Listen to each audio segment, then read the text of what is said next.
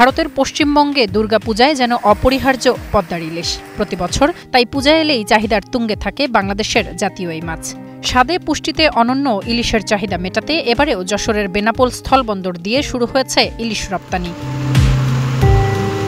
মঙ্গলবার রাতে প্রথম চালানে পাঠানো হয় ৩৭.৪৬ মেট্রিক টন ইলিশ। ৭টি ট্রাকে এইসব ইলিশ ভারতের পেট্রাপোল বন্দরে প্রবেশ করে। হাওড়ার পাইকারি বাজারে শুরু হয় হইহুল্লোড়।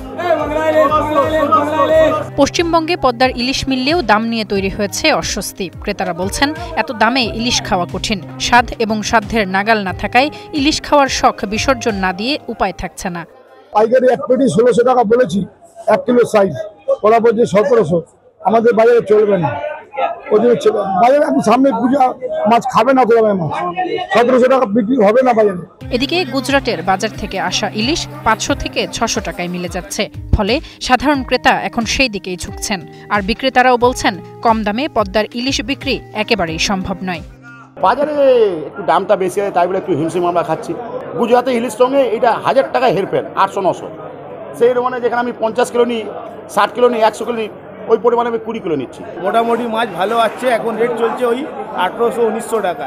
এখন এর রেট কমবে না বাড়বে কোনো ঠিক নেই। ৫ অক্টোবর পর্যন্ত বাংলাদেশ থেকে মোট ১২০০ মেট্রিক টন ইলিশ আমদানির অনুমতি মিললেও শেষ পর্যন্ত লক্ষ্য পূরণ নাও হতে পারে বলে আশঙ্কা করছেন পশ্চিমবঙ্গের ব্যবসায়ীরা।